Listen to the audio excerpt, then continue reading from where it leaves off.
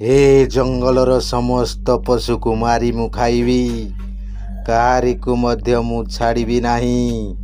ହା ହା ହା ହା। ଏ କ'ଣ ଗୋଟେ ହରିଣ ଆସୁଛି, ଏହାକୁ ଆଗ ଖାଇବି, ତାପରେ ଯାଇ ଯୋଉ କଥା।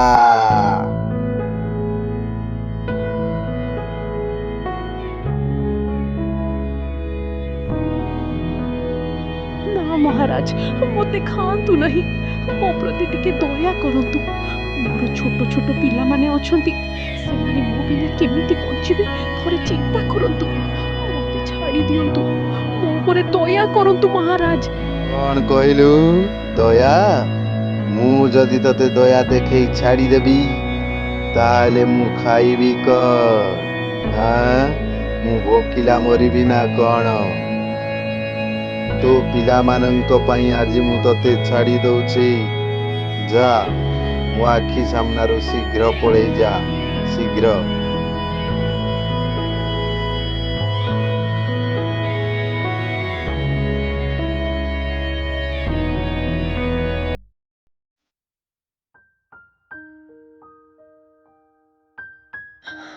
ଭାଇମାନେ, ସେଦିନ ମୁଁ ବହୁତ କଷ୍ଟରେ ସିଂହ କବଳରୁ ଜୀବନ ବଞ୍ଚେଇଥିଲି। ସେଦିନର ସେଇ କଥାକୁ ମନେ ପକାଇଲେ ଏବେ ବି ଦେହ ମୋର ଥରି ଉଠୁଛି। ତାହେଲେ ଏବେ କ'ଣ କରିବା? ସିଂହ କବଳରୁ ଆମେ ସମସ୍ତେ କେମିତି ରକ୍ଷା ପାଇବା, ତାର ଗୋଟେ ବାଟ ବାହାର କରିବାକୁ ପଡ଼ିବ। ନଚେତ୍ ଜଙ୍ଗଲରେ ଗୋଟେ ମଧ୍ୟ ପଶୁ ବଞ୍ଚିବେ ନାହିଁ। ସମସ୍ତ ପଶୁକୁ ସେ ସିଂହ ରାଜା ଖାଇଯିବ, ଗୋଟା ଖାଇଯିବ, ଆଉ କେହି ରହିବେନି। ବହୁତ କଷ୍ଟ ଅଛି।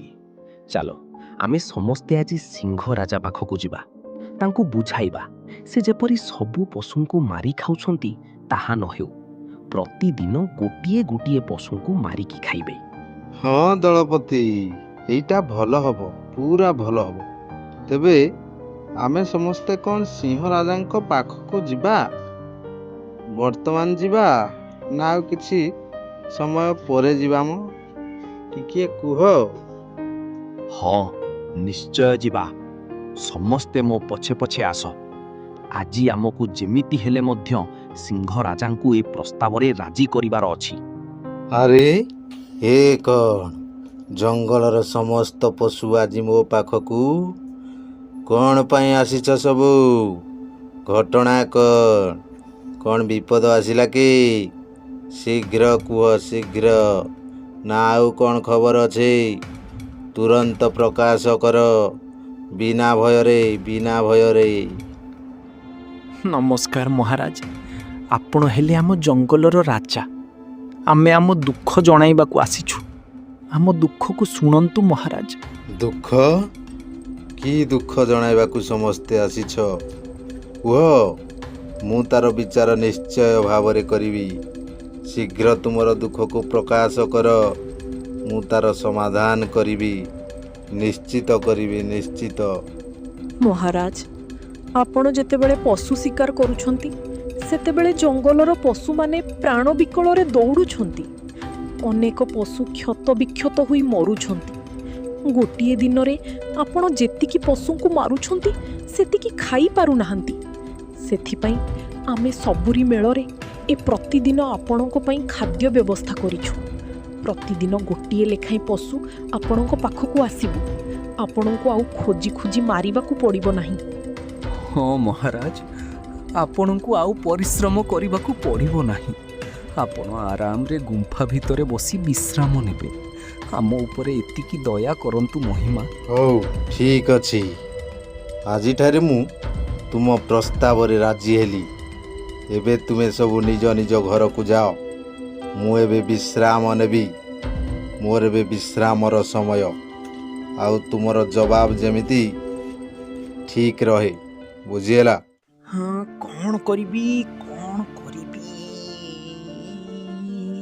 ହଁ, ଉପାୟ ମିଳିଗଲା। ଏହା ନିଶ୍ଚିତ ଭାବରେ କାମ ଦେବ। ଡେରି ହେଲାଣି, ଶୀଘ୍ର ଶୀଘ୍ର ଯିବାକୁ ପଡ଼ିବ। ଆରେ ଦୁଷ୍ଟ, ଭୋକରେ ମୋ ପେଟ ଜଳିଗଲାଣି। ତୁ ଏତେ ଡେରିରେ କ'ଣ ପାଇଁ ଆସୁଛୁ? ତୋର ତ ବହୁତ ସାହସ। ତୁ ଏତେ ଛୋଟ ଯେ ତୋତେ ଖାଇଲେ ବି ମୋ ପେଟ ପୂରିବ ନାହିଁ।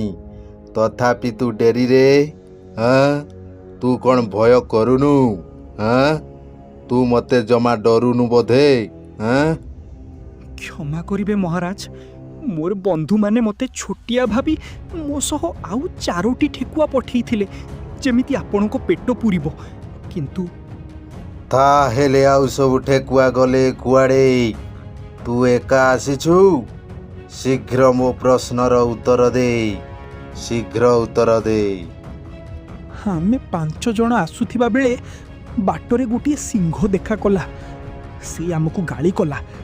ଆମେ ଆପଣଙ୍କ ପାଖକୁ ଆସୁଛୁ ବୋଲି କହିଲୁ, କିନ୍ତୁ ସେ ନିଜକୁ ଏଇ ଜଙ୍ଗଲର ରାଜା ବୋଲି କହିଲା ଏବଂ ମୋର 4 ସାଙ୍ଗଙ୍କୁ ଖାଇଦେଲା। ମୁଁ ଲୁଚି ଲୁଚି ଆସିଛି, ତେଣୁ ବିଳମ୍ବ ହୋଇଗଲା ମହାରାଜ। କେଉଁଠାରେ ଅଛି ସେ ମୂର୍ଖ ସିଂହ? ତୁ ମୋତେ ତାକୁ ଦେଖେଇ ପାରିବୁ? ମୁଁ ଆଜି ତାକୁ ଜଣାଇ ଦେବି ଜଙ୍ଗଲର ପ୍ରକୃତ ରାଜା କିଏ। ତାର ତଣ୍ଟିକୁ କଣା କରି ରକ୍ତ ପିଇଯିବି। ଦେଖା ଦେଖା ତାକୁ, ଶୀଘ୍ର ଦେଖା ଆଜି। ପ୍ରଥମେ ତାର ତଣ୍ଟିକୁ କଣା କରିବି, ତାପରେ ଯୋଉ କଥା। ଆଜି ସେ ରହିବ, ନହେଲେ ମୁଁ। ହଁ ହଁ ମହାରାଜ, ମୁଁ ଆପଣଙ୍କୁ ଠିକ୍ ସେହି ଜାଗାକୁ ନେଇଯିବି ଯେଉଁଠି ସେ ଦୁଷ୍ଟ ସିଂହ ମୋ ସାଙ୍ଗମାନଙ୍କୁ ମାରିକି ଖାଇଗଲା। ଆପଣ ମୋ ପଛେ ପଛେ ଆସନ୍ତୁ।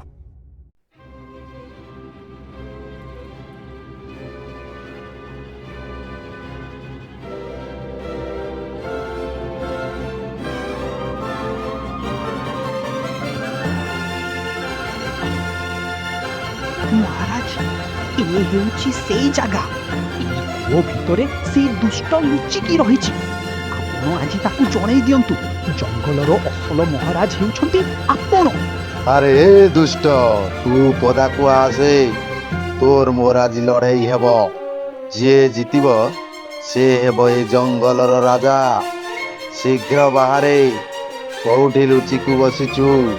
କୋଉଠି ଲୁଚିକି ବସିଛୁ? ଶୀଘ୍ର ଆସ, ଶୀଘ୍ର ଆସ। ଆରେ ଦୁଷ୍ଟ, ତୁ ପଦାକୁ ଆସେ। ତୋର ମୋର ଆଜି ଲଢ଼େଇ ହେବ। ଯିଏ ଜିତିବ ସେ ହେବ ଏ ଜଙ୍ଗଲର ରାଜା। ଦେଖିଲେ ତ ମହାରାଜ, ସେ କେମିତି ଆପଣଙ୍କୁ ଦୁଷ୍ଟ କହି ଖାଇବା ପାଇଁ କହୁଛି। ଆପଣ ଚାହିଁଲେ କଣ କରିପାରିବେ ତାକୁ ଦେଖାଇ ଦିଅନ୍ତୁ। ସେ ଜାଣିବା ଦରକାର ଆପଣ ହେଉଛନ୍ତି ଏ ଜଙ୍ଗଲର ଅସଲ ରାଜା।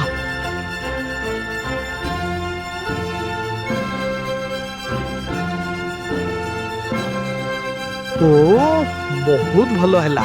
ଏଥର ମୋ ବନ୍ଧୁମାନେ ଜଙ୍ଗଲରେ ଆରାମରେ ବୁଲି ପାରିବେ, ଆଉ କାହାରିକୁ ଡରି ଡରି ବଞ୍ଚିବାକୁ ପଡ଼ିବ ନାହିଁ। ହଁ ହଁ, ମୁଁ ଯାଇକି ଜଙ୍ଗଲର ସମସ୍ତ ଜନ୍ତୁଙ୍କୁ କହିଦିଏ।